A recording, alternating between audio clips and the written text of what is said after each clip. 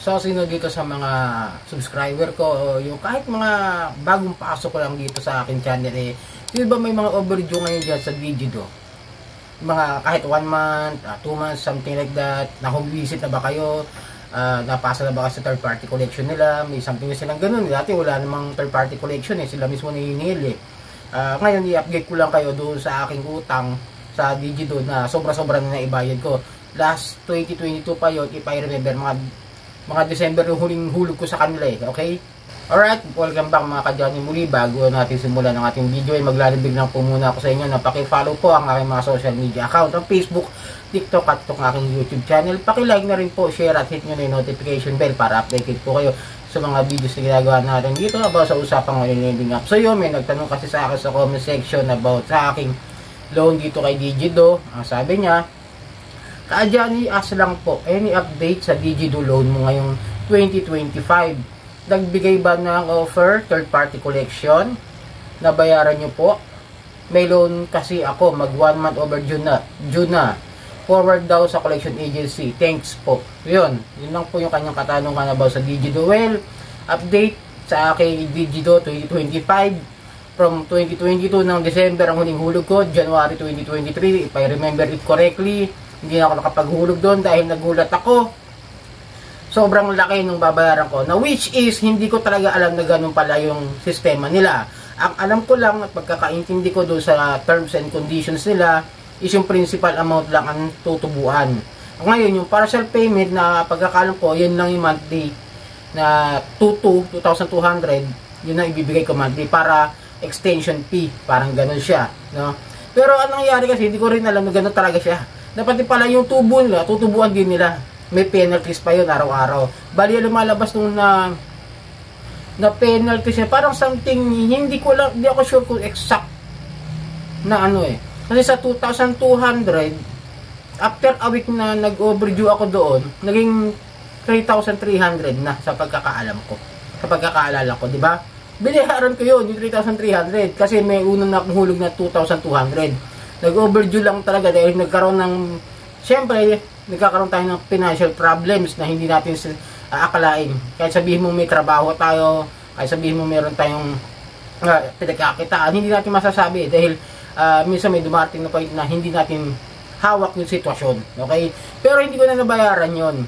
Wala naman nagpunta sa akin. Ito kasi yung personal ko na utang sa Digido. Wala nagpunta po sa bahay namin sa Caloocan, wala nagpunta third party collector.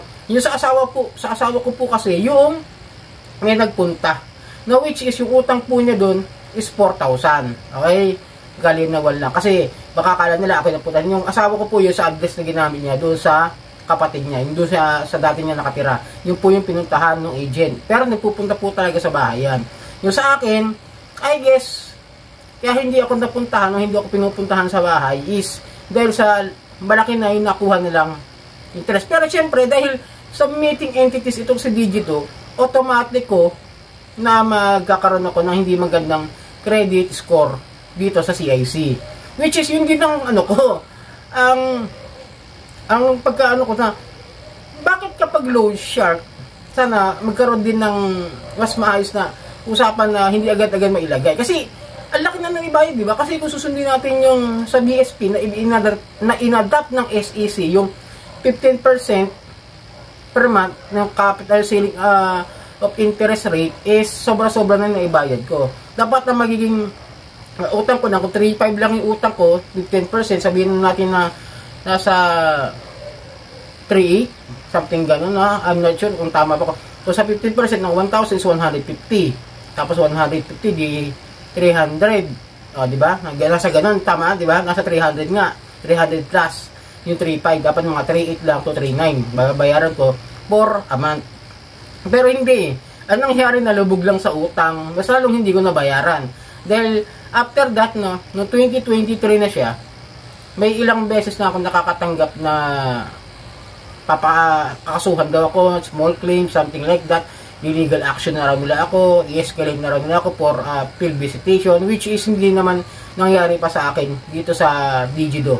Okay, lilinawin ko lang po yun. Okay, then, recently, itong mga nakaraang araw, last, ano ba yun, February, o March pala, Parang if I remember it correctly, parang may nagte-text dito sa akin na noong January na may pa unti-unti may mga nagme-message pa rin na mga yung utang ko raw. Pero ayun naman sabihin ko saan. Dalawa lang naman ang loan shark na nahiraman ko. Which is yung Digido at Mr. Cash. Yun ang pong dalawang utang ko na mga loan sharks. Okay? And then ayun nga, meron na raw akong subpoena, may warrant of arrest daw ako. Pero, itong number ko na to, ginamit ko na po siya. After 1 year.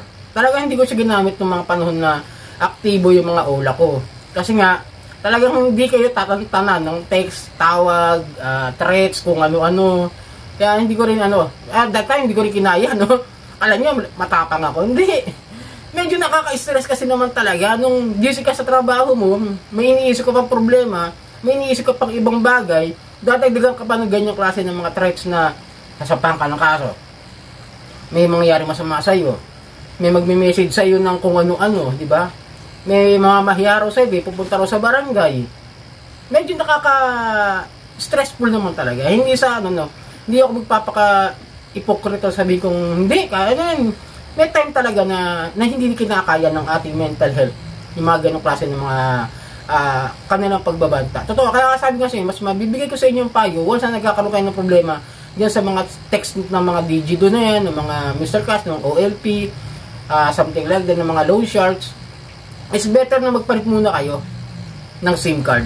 Pansamantala lang naman. Ako ang ginagamit ko ngayon, ito na siya, dito ko siya ginagamit, pang review ko doon sa mga iba kong mga nire-review ng mga online lending apps. Doon, gamit ko siya. Kaya ang daming text ito ngayon kung sino-sino na lang yung mga nagte-text. Pero, yun lang, i-update ko lang kayo doon sa Digido ko. Yun na po, wala akong nasabing nagpunta. Walang third party collection Yung iba nakikita ko, mayroong third party collection daw na kung sino-sino. Hindi ko rin alam kung legit ba yung mga third party collection nila o kung saan nakalagay yun. Hindi ko makita yung ibang mga binabanggit na mayroong pang high-tech smart solutions. Pero yung mga ibang third party collection like yung Bernales, tsaka yung GGCS ba yan, if I remember it correctly, parang gano'n yung pangalan, tsaka yung AMG, yun yung mga sikat na mga ng mga third party collectors, no? Then wala naman ako natanggap na gano'n kasi alam ko, sa pagkakaalam ko, hindi sila gumagamit na gano'n. Ngayon lang ako nakakita na gumagamit na sila ng third party collection. Gulat ako, gumagamit na sila ng third party collection? Siguro dahil may mga report na hindi na maganda yung mga pagpunta sa bahay. Siguro may mga nare-report sila mga agent na maaari nagkaroon ng problema pagpunta, diba? Pag-home visit nila. Pwedeng gano'n kasi may mga tao na pag pinunta na sa bahay, nakikita ko sa comment section, magpuntahan daw siya sa bahay, may gagawin daw siya hindi maganda. Which is, sa ating mga Pilipino, kung sino pa yung talaga, ito real talk lang, no? Pag utang bait, pag singil galit. May pagkakamali din yung agent na yung mga lending companies, yung mga online lending companies sa mataas ang interest. Pero kapag nagpunta po sa bahay, paalala lang, huwag niyong aawayin. Karapatan po nilang maningil. Ngayon kung may reklamo kayo sa kanila, kausapin niyo lang yung agent o something. Wait, please. Huwag natin sasaktan, huwag natin tatakutin din na Hindi natin alam kung sila ba talaga yung nanakot sa atin. Wala tayong furo, pwede tayong makasuha, pwede tayong balikan yan. Kung nasaktan niyo yung agent, pwede kayong kasuhan ng physical injuries. Kaya kung may mangyari pang hindi maganda, mas malala pa rin mangyari, di ba? Kaya paalala lang, pag siningil tayo, kausapin lang natin ng maayos. Kagaya sa akin, may pupunta sa bahay, ite-text ko, ako mismo mag-text sa kanila, pagpunta, sabihin ko, sige, mag-usap tayo para ma-settle natin itong utang ko. Diba, ganyan lang. Wala akong problema. Nakapagbayad na ako, wala pa kami problema ng agent. Ganun lang po kasimple, pagka pinuntahan kayo ng mga agent. Iba kasi talaga, ewan ko, no? Naging yun ang ayoko sa mga ibang kapwa natin Pilipino na kapag siningil na, galit na.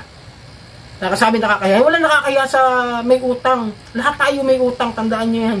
Ultimo mga negosyanteng mayaman, may utang yan. Ultimo ang gobyerno. May mga utang tayo sa ibang bansa. Kaya huwag tayo mahihiya. Ano magagawa natin? Kailangan natin manghiram din ng pera sa iba. Pero sana, pero yung pakin sa akin sa video, wala naman nagpunta. At ayoko rin isettle na hindi sila nagpupunta. Ganun lang po yung simpleng simpleng sagot ko doon sa tanong na yon.